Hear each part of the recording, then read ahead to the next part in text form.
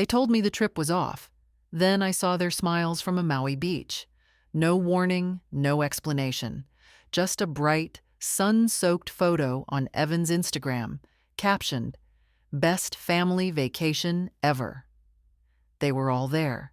Karen in her blue sun hat, Greg holding a cocktail with a tiny umbrella, Evan and Lucy flashing peace signs in the surf.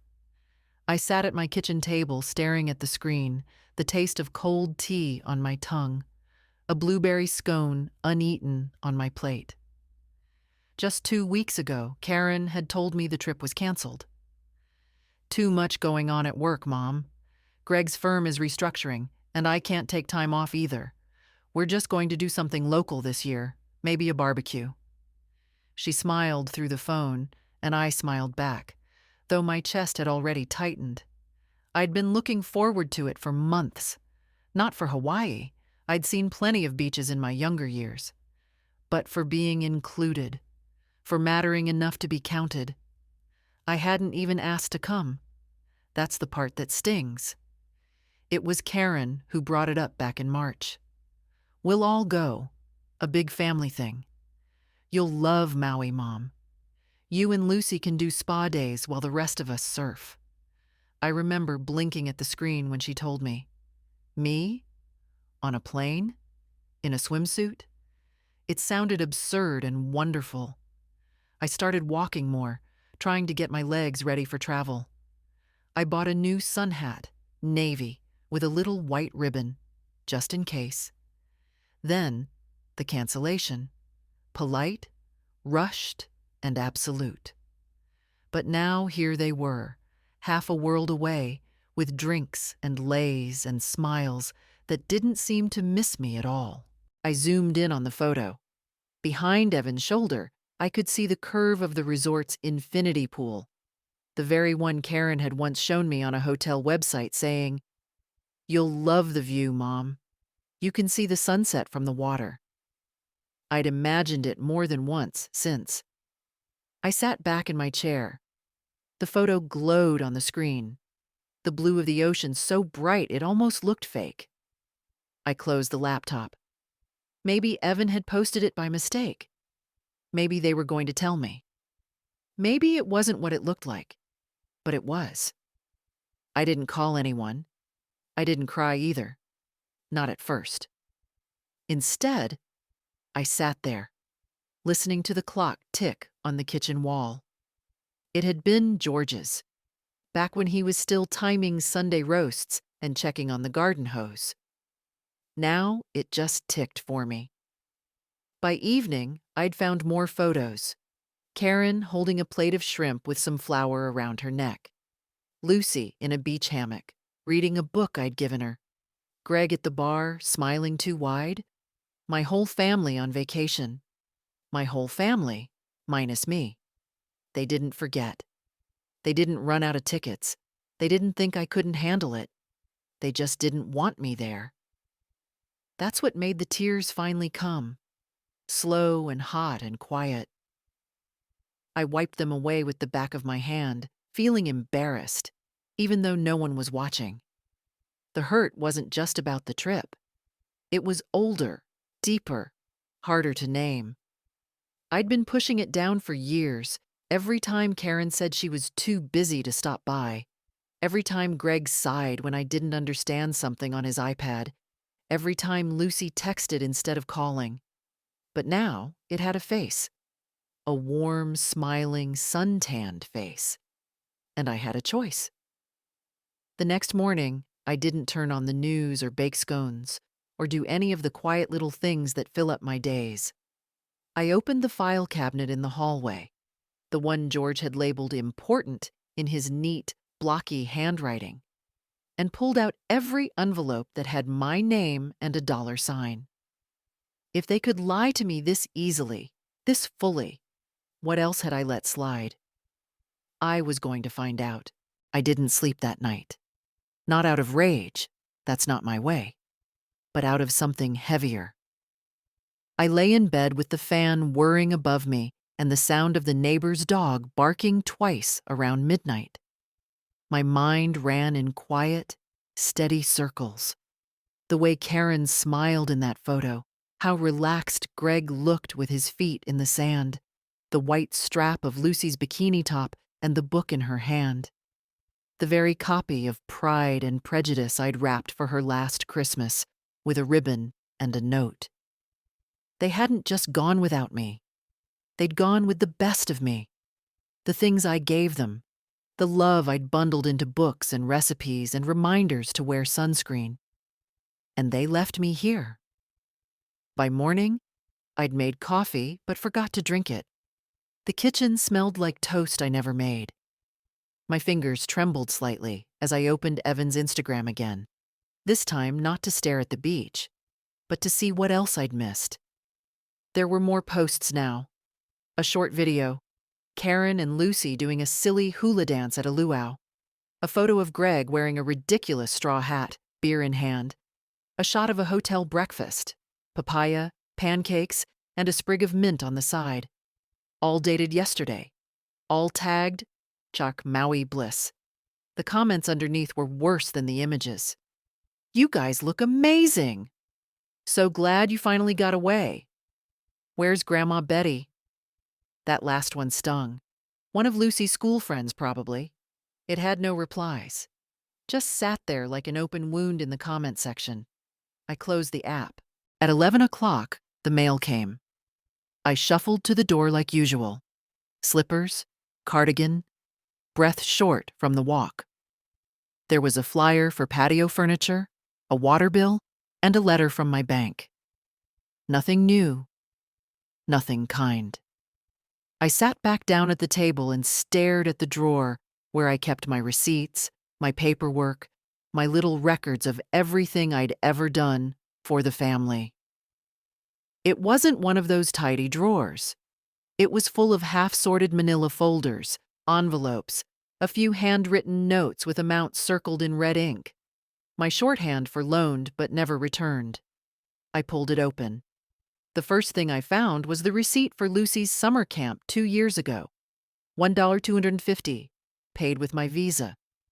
Karen had called me crying that week. "Mom, I hate to ask, but she's been looking forward to this for months." I'd said yes before she finished the sentence. Next, a payment slip for Greg's dental work. $900. I remembered the way he said, "It's temporary, Betty, just until the bonus comes through."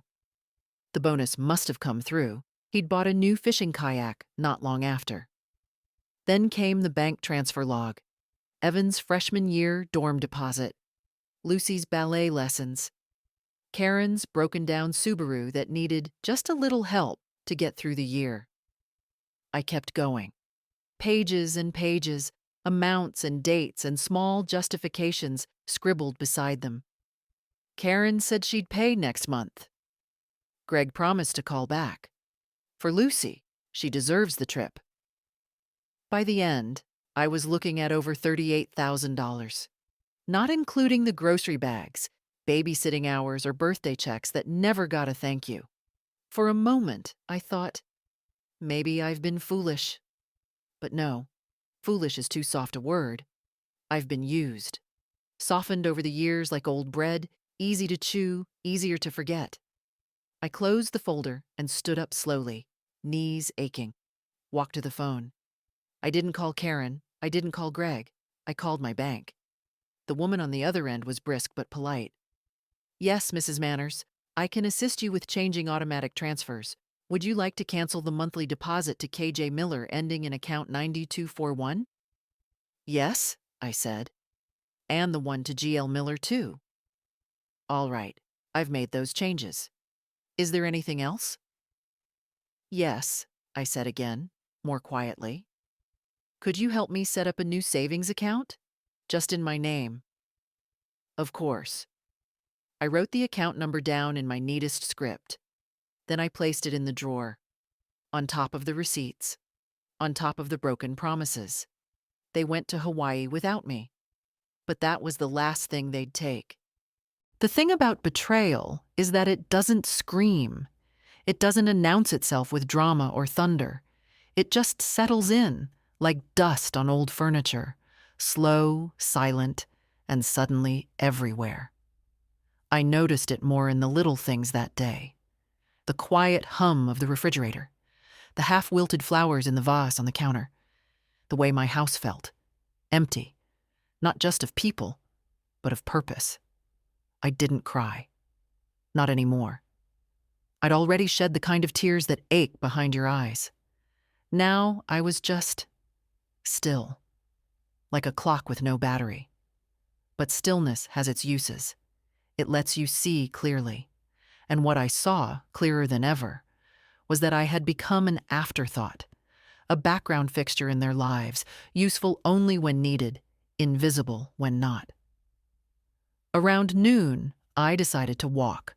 Not far, just to the park 4 blocks down. I used to walk there with Evan when he was little. He liked to collect leaves and pretend they were secret letters from the trees. I always played along. That boy had a wild imagination. The bench by the pond was still there, though a little more rusted than I remembered. I sat, ignoring the ache in my knees. Across the water, 2 young mothers pushed strollers. A man jogged by with his dog. Life kept moving. I thought about calling Karen, just to ask why. Not to argue. I don't raise my voice. But maybe to hear some version of the truth. Then I imagined her voice, rushed, apologetic, full of explanations that wouldn't mean anything. It was Greg's idea, Mom. Or worse, we didn't think you'd want to come. As if 78 means I no longer want. Instead, I went home. The mail had brought nothing new. A catalog, a reminder for a dental appointment I'd already canceled. I left them on the counter and poured myself some water. No ice. My teeth don't like it anymore. That evening, as the light began to fade, I got a text from Lucy. "Hi, Grandma. Hawaii is amazing. Just wanted to say hi. Miss you." I stared at the screen for a long time. Miss me? Was that guilt I heard, or just a phrase tossed in like sprinkles on a cake? I typed back slowly. "Hope you're having a good time. Love you too." I didn't ask why I wasn't there. I didn't ask who decided to leave me behind, because I already knew. The next day, I pulled out the blue binder labeled legal. It was George's idea, back when his hands had started to shake, and we both realized time wasn't something you could argue with. The binder held our wills, the deed to the house, insurance papers, and a copy of the durable power of attorney, the one giving Karen control over my finances if anything ever happened. I looked at that paper a long time. Then I called my lawyer. Miriam still had the same firm handshake and the same silver bangles on her wrist. She didn't ask why I wanted to change things. She just listened as I explained, in measured tones, that I no longer felt comfortable with the current setup. "I'd like to revoke the power of attorney," I said. Miriam nodded. "You're absolutely within your rights. Shall we establish a new one?" "No," I said. "Not for now." She glanced at me. "And the will?" I hesitated. Then I opened my purse and took out the note I'd written that morning. Just 4 names. One was circled. "Yes, I want to make some changes." Miriam didn't ask questions. She knew better. After all, she was there when George signed the first version. She knew the family, knew the patterns. By the time I left her office, the air felt different, lighter, like I'd stopped dragging something invisible behind me. On the drive home, I still drive, just not far. I passed the florist where Karen once worked. I remembered the Mother's Day bouquet she sent last year. It had come with a note that said, "Thanks for everything, Mom. Couldn't do life without you." But apparently, she could do Hawaii without me. I turned the corner and pulled into my driveway. The porch light flickered, like always. The same old creak of the step. The same wind chimes George hung up 20 years ago, still catching every change in the air. I stood there a moment longer before going in. Let the wind blow. Let the chimes ring. Something was changing. And this time, it was mine. That evening, I sat at the dining table and opened the yellow notebook I kept hidden behind the cookbooks no one ever asked for anymore. It wasn't fancy, just a spiral-bound pad I picked up at a pharmacy one day, thinking I'd use it to write recipes. But over time, it had become something else entirely, a quiet accounting of everything I'd given, lent, or signed off on. Page after page, neat columns in my handwriting, date, amount, reason. October 2011, $500, Lucy's braces down payment. May 2013, $2,000, Greg's car repairs, emergency. August 2016, $400, Karen, rent shortfall after job switch. December 2017, $200, Christmas gifts when Greg's bonus didn't come. April 2019, $900, Lucy's college deposit. We'll pay you back by summer. Each line was followed by silence. No repayments, no mentions, just more requests. It had started innocently, a little help here, a small loan there, and every time I'd said yes. Not because I believed they'd pay me back, but because I wanted to be needed. It was the only way they came to me. Some part of me knew that years ago, but I wasn't ready to name it. Now I was. I flipped to the last page and added a new line. August 2025, $0. Trip to Hawaii. Exclusion not financial, but felt. It felt petty, even writing it down. But it also felt honest. And I had learned, finally, to stop apologizing for honesty. I put the notebook back in its hiding place, behind the books with worn covers and recipes no one asked for anymore. Then I made tea. The next morning, I called Social Security and asked to confirm a few things about my monthly benefits, just enough to feel grounded. The woman on the line was kind. Yes, ma'am. Your deposit is scheduled for the 3rd of each month. Would you like to set up a secondary notification? No, thank you, I said. I'd just like to know what's mine. It was such a small sentence, but it rang inside me like a bell. I'd just like to know what's mine. Later, I walked to the pharmacy to pick up my medication. The pharmacist, a young man with nervous eyes, greeted me with that careful tone they use on the elderly, as if we might crack or collapse if spoken to too quickly. Mrs. Manners, your refill is ready. That'll be $147. I handed him my card. He glanced at it and frowned. Didn't your daughter say she usually picks this up? She's on vacation, I said, smiling just enough to sting. He didn't know how to reply. I didn't care. I carried the brown paper bag home with both hands, slowly, step by step. Not because I was tired, but because I wanted to feel each step. The rhythm of it, the control. Back home, I sat on the porch. The late summer sun was soft, not hot anymore. The trees rustled above me, the same ones George used to trim every fall.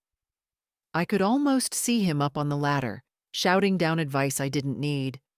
I smiled at the memory. It didn't ache as much as it used to. The phone rang just after 5. It was Karen. I stared at the screen for a full 10 seconds before I answered. Hi, Mom, she said. Her voice was bright, too bright. We just got back this morning. So I saw, I said, calm, not cold, just clear. There was a pause. She wasn't expecting that. Oh, Evan must have posted something, huh? A little laugh. You know how kids are.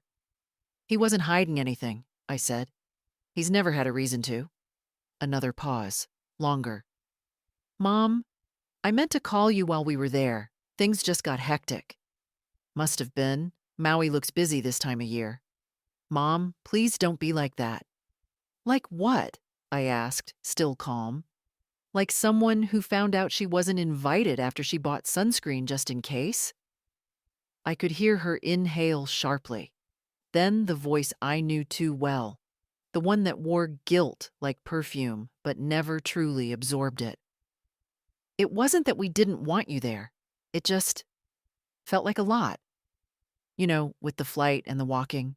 We thought it might be too much. I see, I said. You decided what I could handle. Mom, please. No need to explain, I said. I understand perfectly now. And for the first time in years, I meant it.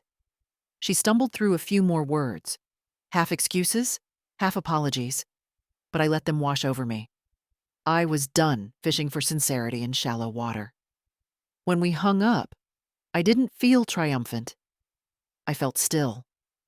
The kind of still that comes not from weakness, but from resolve. Let them scramble. Let them wonder how far I'd go. I wasn't going anywhere. I was already home. The next Monday, I walked into my bank branch for the first time in over a year. I could have called again, done everything online, but I didn't want that. I wanted someone to look me in the eye when I said the words. I wanted to remind myself I still existed in the real world, not just as a number or a mother in the background of other people's lives. The young man at the front desk smiled as I approached. He couldn't have been more than 30. Good morning, ma'am. Can I help you? Yes, I said. I need to review my accounts, and I'd like to speak to a manager. His smile faltered just slightly, but he nodded. Absolutely. Let me see who's available. They put me in a little office with glass walls and soft music playing from a ceiling speaker. It was meant to feel safe, I suppose. Contained.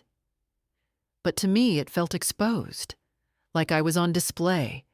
The elderly woman in her pressed blouse and handbag, doing some important financial thing, as if she were still in charge of anything. The manager came in, a woman this time. Probably my daughter's age, though with a firmer handshake. I'm Clara, she said. How can I help you today, Mrs. Manners? I'd like to update the beneficiaries on my accounts, I said. She blinked once, then reached for a folder. Of course. Do you have the names? I do. I handed her a folded piece of paper. She opened it, read, then looked up at me. No Greg? No Karen? No. She didn't ask why, just started typing. And you'd like to assign only your granddaughter, Lucy? That's right. And I'd like to attach a note. Can you do that? She hesitated. We can attach a personal message for internal records, but it won't be legally binding. That's fine. I just want something written down. She nodded, opened a field, and asked, What would you like it to say? I didn't pause. To Lucy. This is for all the times you showed up, and for all the things you never asked for. Clara typed. Her eyes lingered on the screen a moment, then she turned it around for me to read. I nodded. Before I left, I asked to cancel the joint access Karen had set up years ago, the one that let her move money in case of emergency. Clara didn't flinch. She handled it quickly, professionally. But I saw something shift in her face as I signed the form. A flicker of respect, maybe. Or recognition. Back home, I boiled an egg and made toast. Ate slowly, deliberately. Thought about how I'd spent the last 20 years calling what I did help and what they did being busy. That afternoon, the phone rang. I didn't recognize the number, but I answered anyway. Hi, Grandma. It was Lucy. Hello, sweetheart. A pause. Then, in a smaller voice, I think I messed up. What do you mean? I knew about the trip. I mean, I didn't know they weren't inviting you. I assumed. Assumed what? That you said no. That maybe you didn't feel up to it. I listened to her breathing on the other end. They said it wasn't your kind of vacation. That you'd be more comfortable at home. I see. But then Evan told me what you said. And I don't know. It doesn't feel right. It hasn't felt right since we landed. I didn't answer right away. Then I said, "You're not responsible for their choices, Lucy. You're only responsible for what you do next." Another pause. "I want to come over," she said. "Not now, just sometime this week, if that's okay." "It's more than okay." She hung up quietly. That evening, I pulled out my sewing box. Not because I needed to fix anything. I just wanted to feel something familiar in my hands. The weight of scissors. The comfort of old thread. I sat by the window, watching the porch light flicker, and let the silence wrap around me. Not like loneliness, but like space. Space to choose. Space to breathe. Space to finally become more than someone else's afterthought. For the first time in a long while, I wasn't waiting for anyone. I took out the photo albums that night. The real ones, not digital. Not scrolling and double tapping and pretending that fleeting hearts meant anything. Just thick, leather-bound books with plastic sleeves and faded ink in the corners. George had always labeled them meticulously. Florida, 82. Easter. Karen, age 9. Greg's first promotion. His handwriting was a kind of quiet confidence. Square, sure, careful. I traced the letters with my finger. He had always believed in order, in record-keeping, in leaving behind something others could understand when you were gone. I flipped through the pages slowly.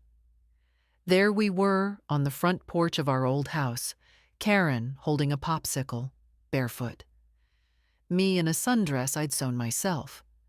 George behind the camera, I could tell by the way my eyes weren't quite looking at the lens. I was looking at him. I turned another page. Christmases. Birthdays. Picnics with plastic chairs and foil-wrapped sandwiches. Karen's wedding day, her eyes half glossed with nerves, and me straightening her veil with hands that had packed her lunch 1,000 times. George standing beside her like the proudest man on earth. And then, the newer ones. Lucy's kindergarten graduation. Evan in a Halloween costume I made from scratch. Photos where I wasn't smiling as widely, though I couldn't explain why. Just something in the eyes. The quiet shrinking of presence. The invisible seat being pulled away, one polite smile at a time. In the last album, there were fewer pictures, more space between events, as if my existence had become more occasional. I closed the book and set it gently on the table. It wasn't sadness I felt. Not exactly. It was clarity. The kind that comes late but lands hard. They'd kept moving, and somewhere along the way, I'd stopped being invited to the motion. I reached for the small notebook I kept by the phone, the one where I wrote things I didn't want to forget. Doctor's appointments. Grocery lists. Passwords I could never remember. I turned to a blank page and wrote, "I have given. I have waited. I have stayed silent. That season is over." I underlined it once. The next morning, I called Miriam again. "There's something else," I said. "Something I want in writing." She met me at her office that afternoon, a fresh notepad already out. "I want to establish a trust," I told her. "Not for my estate, for my freedom." She raised her eyebrows. "That's a new one." "I want to separate myself from any financial link to Karen and Greg. Legally, completely. I want to make sure they can't reverse what I've changed, not now, not after I'm gone." Miriam leaned forward. "That's a very serious decision, Betty." "I know," I said, "and it's mine to make." She started drafting the documents. By the time we finished, the sun was lower in the sky, streaking the windows gold. I stood to leave, and she looked at me for a long moment before saying, "You look taller." I laughed. "Maybe it's the shoes." But it wasn't. On the way home, I stopped by the grocery store, bought exactly what I liked. Nothing for anyone else. Salmon, sourdough, a small box of strawberries, a pint of mint chip ice cream. It felt like writing a love letter to myself in items and aisle numbers.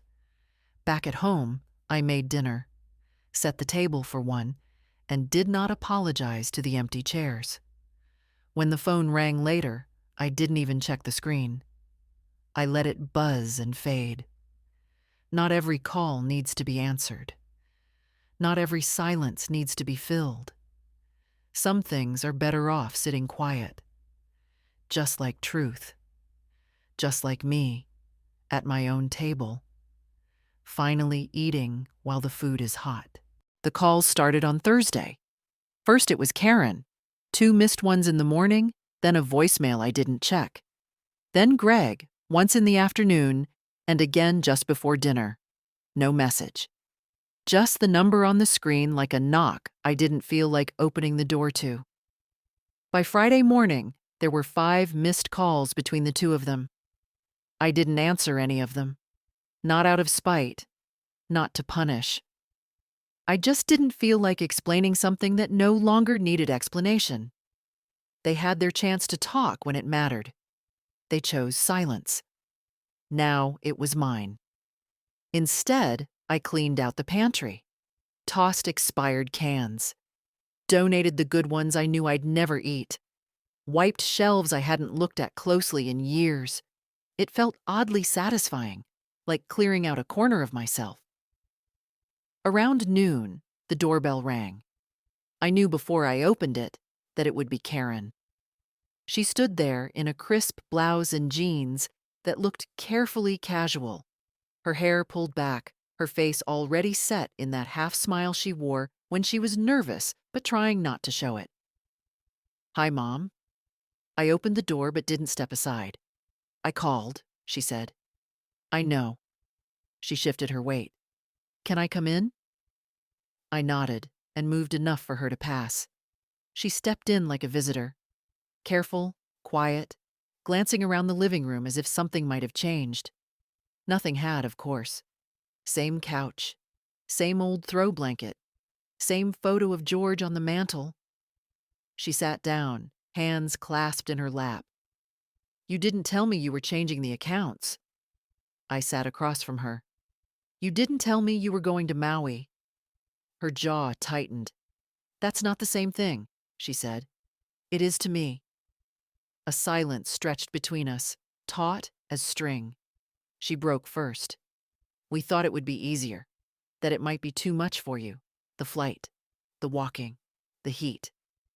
"You thought," I repeated. She sighed. "We weren't trying to hurt you. You just didn't think I'd notice."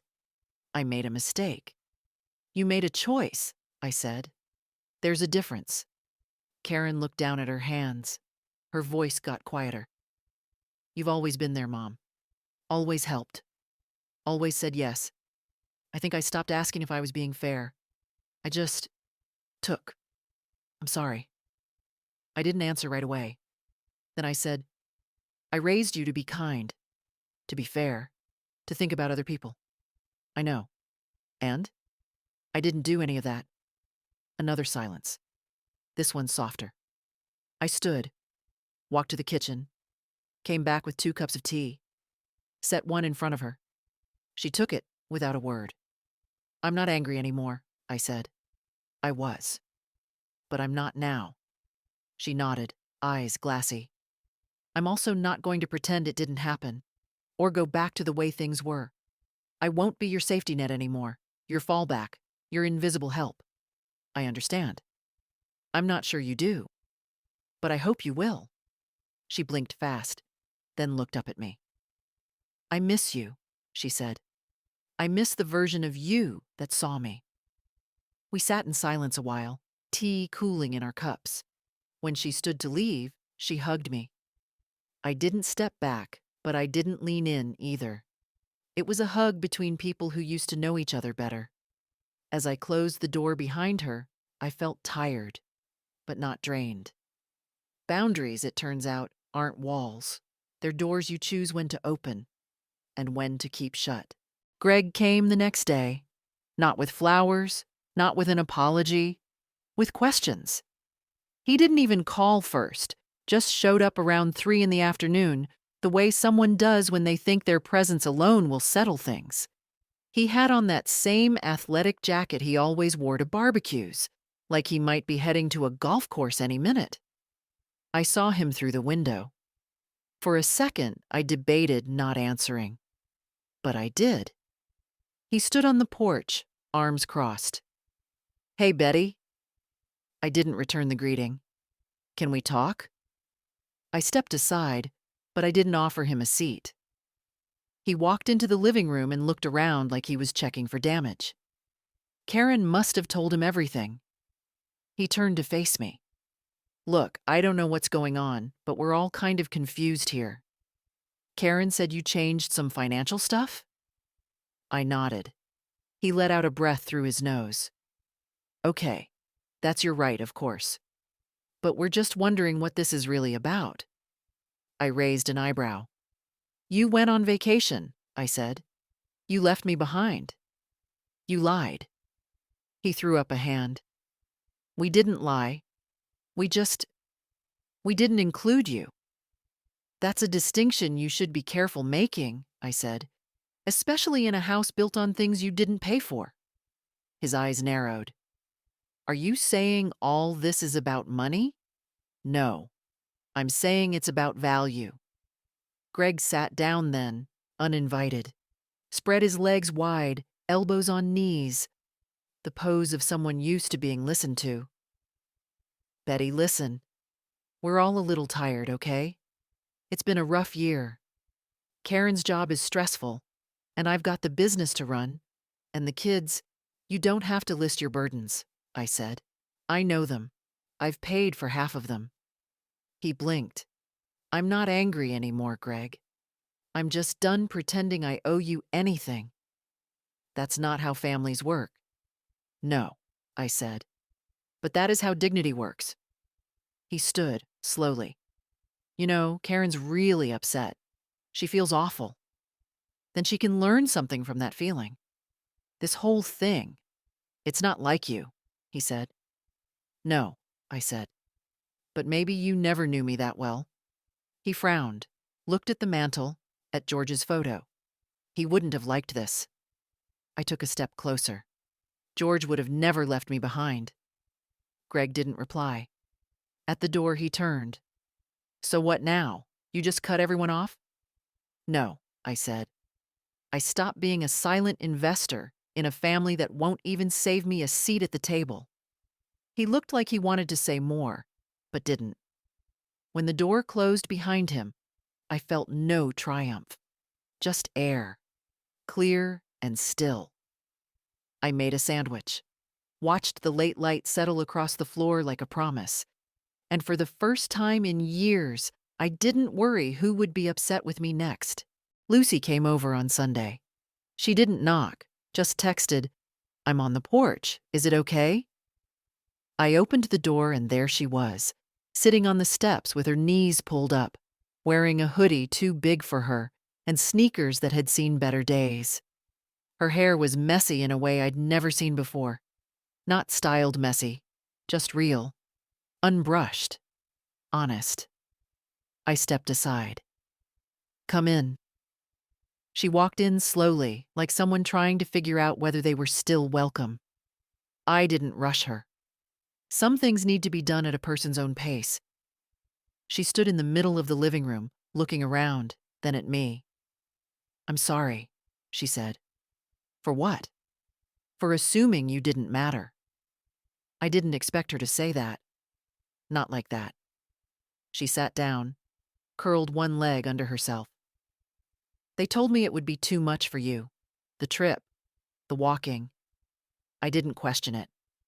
I just went along. Ate pineapple by the pool. Took pictures of sunsets. And you didn't think to ask?" "I did, once. I asked why you weren't coming. Mom said you needed rest, that you'd be happier at home. And I just believed it. Because it was easier than thinking they'd lie." I sat across from her. "You know what hurts most?" I asked. that no one thought I might be the kind of woman who'd want to see a sunset from somewhere new, that I might still want to belong. She looked down. "I do see you," she said. "Now." I believed her, not just because I wanted to, but because her face didn't flinch when she said it.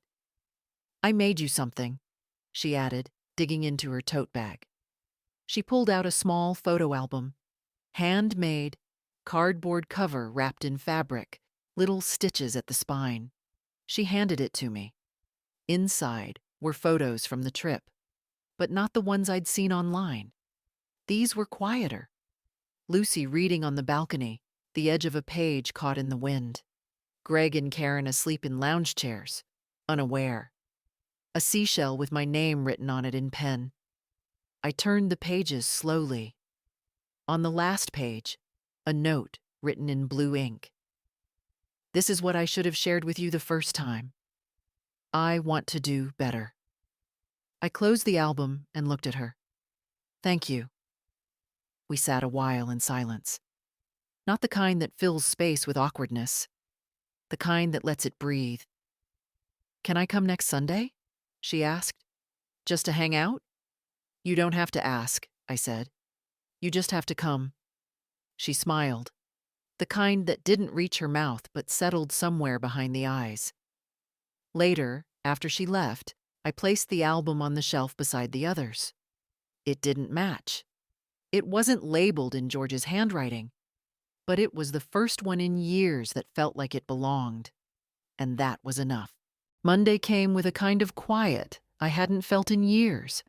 Not the silence of waiting for a phone to ring or footsteps at the door, but the silence of a room that didn't need anything from me. I watered the plants, cleaned the windowsills, took my time folding laundry I used to rush through. Around mid-morning, the lawyer called. "The trust documents are finalized, Mrs. Manners. Do you want to come in and sign this week?" "Yes," I said. "Let's do tomorrow." I hung up and stood still in the kitchen, the phone still warm in my hand. It was happening.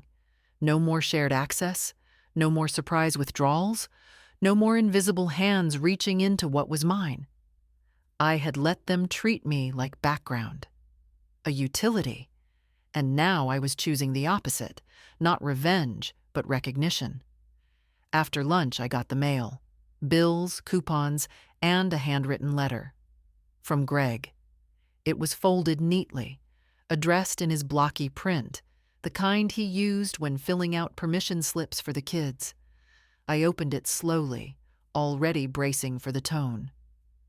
"Betty, I know you think I don't care, that I only show up when things go sideways. Maybe you're right. But I want you to know that I never meant for you to feel used. We've leaned on you more than we should have. I see that now. I don't expect forgiveness. I just wanted you to know I've always respected you, even when I didn't say it. Maybe especially then. I hope we find our way back. Greg." I read it twice, then folded it again and set it in the drawer. I didn't know if I believed all of it, but it was more than I'd expected. I spent the rest of the day in the garden, pulled weeds, pruned the rose bushes George planted when Karen was born. They were overgrown, wild, beautiful in a way that had nothing to do with order. Just before dinner, Lucy texted, "Grandma, can I bring something Sunday? Cookies? Or a photo I painted of your porch?" I smiled, wrote back, "Bring yourself. That's more than enough." I slept well that night. Not because everything was fixed, but because I had finally stopped asking to be seen. The next morning, I walked into Miriam's office with steady steps. She had the papers ready, already clipped and highlighted. "You're sure?" she asked. I nodded. "Then sign here, and here. One more." 3 strokes of the pen, and I was no longer someone else's silent safety net. On the way out, I passed a woman in the lobby, maybe my age, maybe older. She had that same look I used to carry, polite, careful, worn thin by too many favors unreturned. Our eyes met for just a second. I didn't say anything, but in that glance, I hoped she saw something in me that said, "You can say no. You're allowed to choose yourself." Because I had. And the sky didn't fall. It just opened up a little wider. Wednesday morning, I brewed coffee and poured it into the good china. Not because anyone was visiting, but because I finally understood I didn't need an occasion to treat myself kindly. For years, the porcelain cups sat untouched in the cabinet, waiting for birthdays, holidays, or guests who never stayed long. Now it was just me, and that was reason enough. I sat at the kitchen table, sipping slowly, listening to the ticking clock above the stove. George's clock. Still running. Still right twice a day, even when the battery falters. The phone rang. It was Miriam. "Just confirming. The revised will has been filed. You're all set, Betty." I thanked her. Hung up. I'd removed Karen and Greg from the inheritance. Everything now would go to Lucy, with a clause stating it was contingent on her finishing school and making her own way without using my money to patch their holes. I didn't write that to punish her. I wrote it to protect her. No one else needed to know. Not yet. The doorbell rang mid-afternoon. I wasn't expecting anyone. When I opened it, Karen stood there again, this time holding a small box. "I baked something," she said. I looked at the box. Lemon squares, her specialty, back when she used to show up on weekends. "I wasn't sure if you'd answer," she added. I almost didn't. She held the box out. I took it, more out of curiosity than anything else. "I wanted to try again," she said. "Not just with words." "Then stop coming here like you're visiting a patient." Her face changed. "Is that how it feels?" "Sometimes."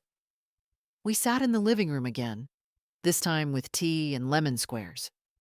They were good, but I didn't say so.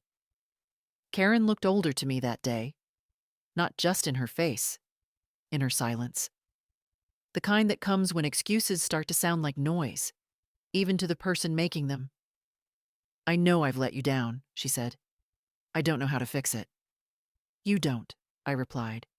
"Some things aren't fixable, but they can be faced." She nodded. "Greg said he came by." "I know." She looked at her lap. "He's scared. About the money." I tilted my head. "And you?" "I'm ashamed, but also relieved that you finally said something." We didn't talk about the will, or the trust, or the savings accounts that no longer carried their names. Some truths are too heavy to carry into a casual conversation. Instead, we talked about Lucy, about how she wanted to switch majors, about how she hated the cafeteria food but loved the quiet of the library. And for a brief moment, we were just mother and daughter, passing time the way we used to, before life got messy with mortgages and favors and silence. When Karen left, she hugged me tighter this time. No performance. Just wait. And maybe, the beginning of something real.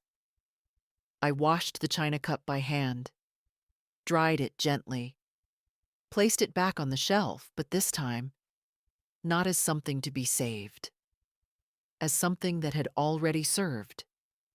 Thursday. I walked down to the old community center 2 blocks away. I hadn't been there in years, not since George's memorial, when we rented the back room for the coffee and cookies. Everything still smelled faintly of wood polish and lemon cleaner. There was a flyer on the bulletin board that caught my eye. Silver Circle, a gathering space for women 65 plus. Stories, coffee, real talk. Thursdays at 10. It was 10:07. I hesitated at the door, hand hovering over the knob. Part of me still expected to be in the way. Too old, too new, too something. But the woman who opened the door had silver braids and bright eyes and said, "Come in, hun. We're just getting started." I did. There were 8 of us that day. All women.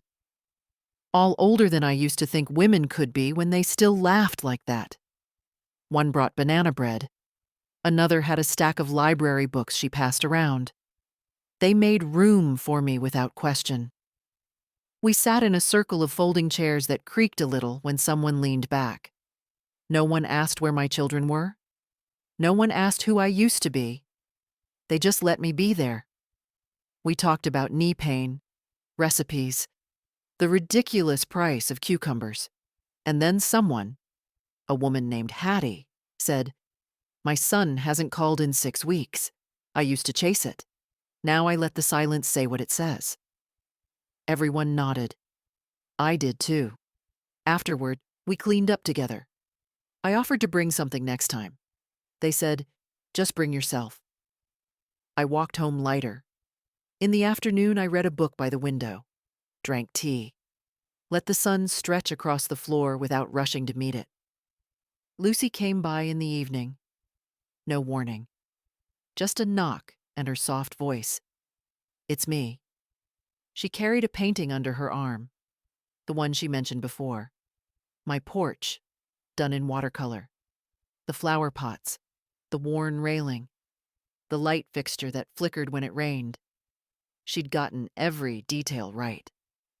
"It's beautiful," I said. "I thought maybe you could hang it inside," she offered, "for when it's too cold to sit out." I looked at her then, really looked. Her face still had the softness of someone young, but her eyes were sharper now, awake in a new way. "I'm not cold yet," I said. She laughed. "No, I didn't think so." We made tea.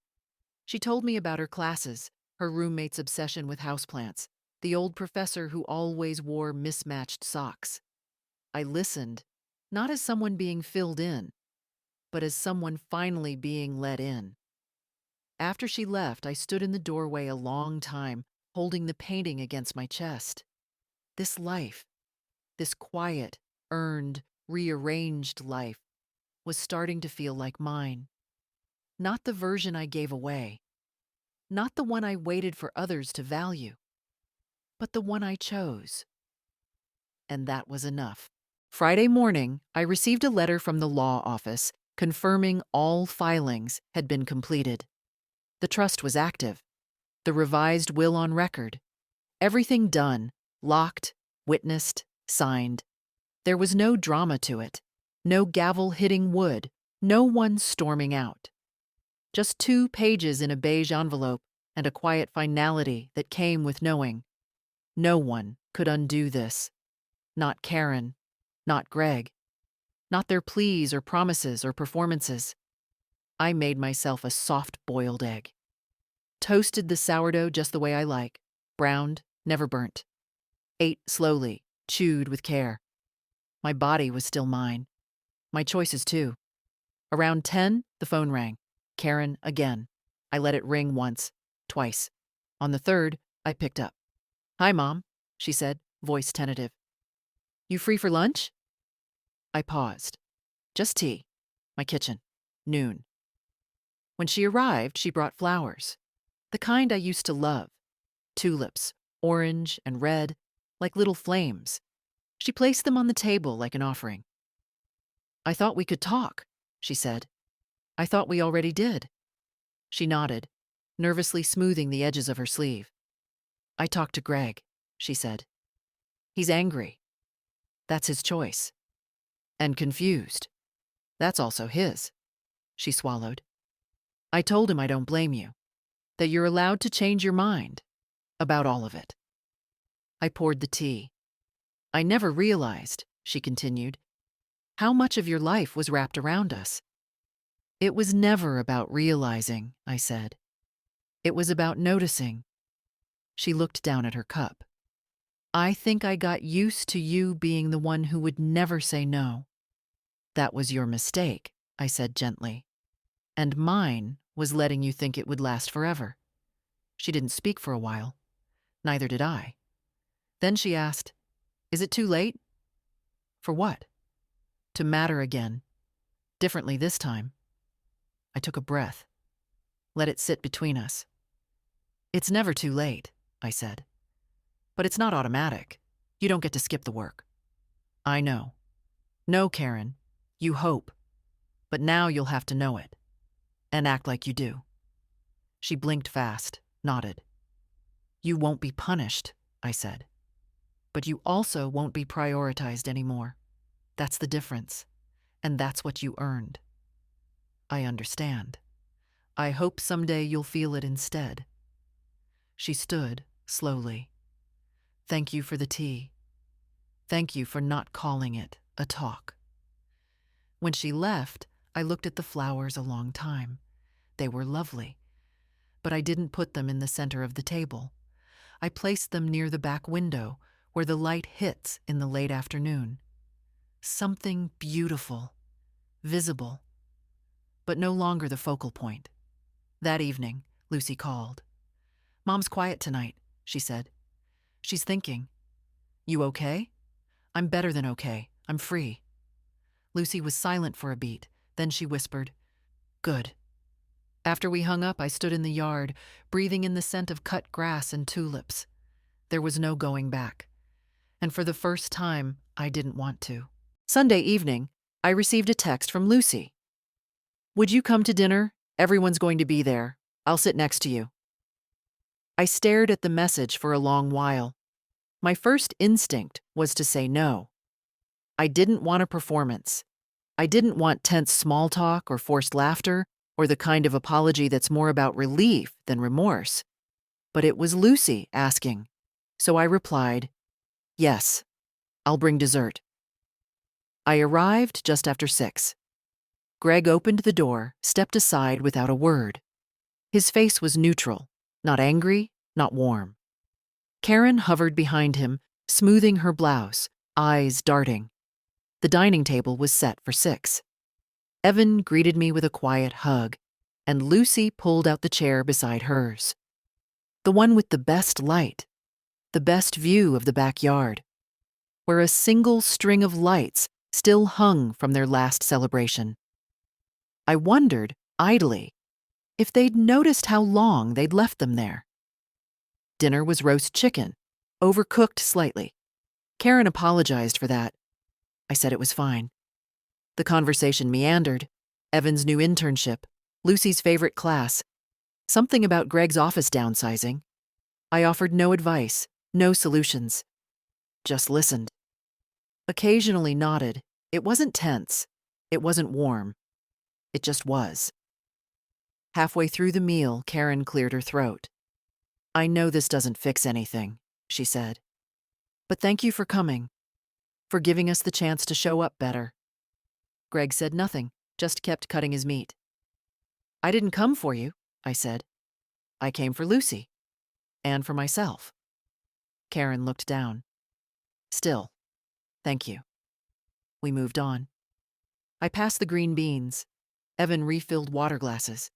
Someone laughed briefly at an old story from a beach trip years ago. Not the most recent one. After dessert, a cobbler I made from scratch, I stood to leave. Lucy followed me to the door, coat already over her arm. Can I walk you home? She asked. You don't need to. I know, she said, but I want to. The walk was quiet. Just gravel under our shoes and the low hum of porch lights flicking on one by one. They're trying, she said eventually. I'm not interested in trying anymore, I replied. I'm interested in truth and time and being known, not managed. Lucy nodded. I see you. I stopped walking. Say that again. She looked up at me, steady. I see you. No one had ever said it to me like that before. Not in 78 years. Not even George. I touched her cheek, gently. Don't forget how to do that. I won't? At my door, she hugged me. Not tightly, just honestly. And when I stepped inside and closed the door, the quiet felt like safety, not isolation. They'd said the family trip was canceled. They'd smiled on a beach without me. But I had walked home in the dark and didn't feel alone. I woke up Monday morning before the sun. No reason, no alarm, just that gentle nudge from within, the kind that tells you the day holds something new, even if it doesn't say what. I made tea and sat by the window. The sky was still dark, but softening. A deep, quiet blue. Birds hadn't started yet. The world was still holding its breath. I watched the light come back. Not in a rush. Not with fanfare. Just steady. At 8, I got dressed and opened the little cedar box on my dresser, the one where I kept things too private for drawers. George's cufflink, a photo of Karen at 10, holding her science fair ribbon, the first card Lucy ever wrote me in her own uneven print. I added one thing, a slip of paper that read, "I see you," folded it, tucked it between the ribbon and the cufflink, closed the lid. At 9, I walked to the community center. Silver Circle was fuller this time. New faces. A new woman who wore bright earrings and said her daughter hadn't spoken to her in 3 years. No one asked why. We just nodded and made space. When it was my turn to speak, I didn't tell the whole story. I just said, "This year, I remembered I was a person, not a function." They nodded. Someone reached across and squeezed my hand. Afterward, Hattie offered me a ride home. I said no. I wanted to walk. Feel the sun. Let it touch my face the way it used to when I was young and didn't know I'd spend decades letting people take pieces of me without asking. On the walk, I passed the house with the blue door. A boy sat on the stoop, drawing something on the concrete with chalk. He looked up and smiled. Just that. It was enough. Back home, I watered the plants, picked up the book I'd been reading, let myself nap for 20 minutes in the sun patch on the floor. No calls came that day. No new apologies. And I didn't need them. I had my porch, my name, my choice, my life, reshaped, reclaimed, recentered. If you've read this far, maybe you've been there too. Invisible. Useful. Dismissed in small, soft ways that leave deep, sharp cuts. Maybe no one took you to Hawaii, but maybe now, right now, you can take yourself somewhere better. Even if it starts with something small. A cup of tea in the good china. A walk in shoes you chose. A quiet moment where no one gets to speak louder than your own knowing. If this story spoke to you, share it. Leave a comment. Or simply sit still and let it echo. That too is a kind of victory.